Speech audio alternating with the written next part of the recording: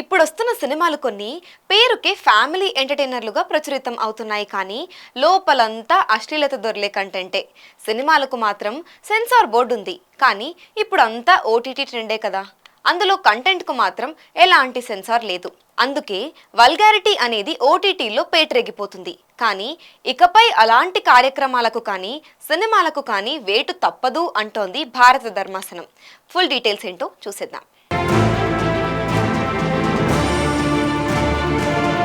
ప్రముఖ OTT platforms Netflix, ఉల్లు, Amazon ప్రైమ్లకు supreme court నోటీసులు జారీ చేసింది.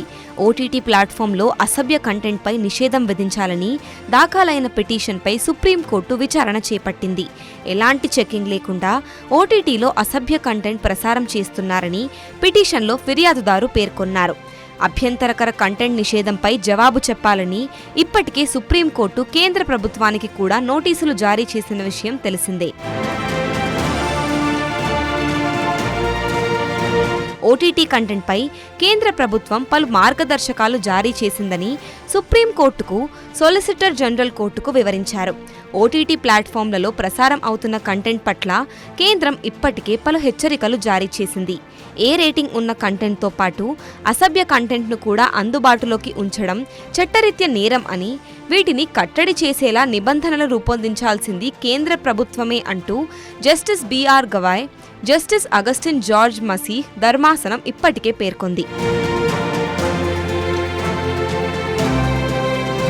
తాజాగా జరిగిన విచారణలో ఓటీటీ సంస్థలకే కాకుండా పలు సామాజిక మాధ్యమాల హ్యాండిళ్లకు సర్వోన్నత న్యాయస్థానం నోటీసులు జారీ చేసింది. అమెజాన్ ప్రైమ్, నెట్ఫ్లిక్స్, ఉల్లు, ఆల్రెడీ ఓటీటీలతో పాటు ఎక్స్, ఫేస్బుక్, ఇన్స్టాగ్రామ్, యూట్యూబ్లకు సుప్రీంకోర్టు నోటీసులిచ్చింది. ఓటీటీలో అసభ్యకరమైన వెబ్ సిరీస్లపై చాలా కాలంగా ఆందోళన వ్యక్తం అవుతున్న విషయం తెలిసిందే. అయినా కూడా కొన్ని ఓటీటీ సంస్థలు ఇలాంటి కంటెంట్పై ఏమాత్రం వెనక్కి తగ్గలేదు. మరి సుప్రీంకోర్టు నోటీసులతోనైనా ఈ ధోరణిలో మార్పు వస్తుందో లేదో చూడాలి.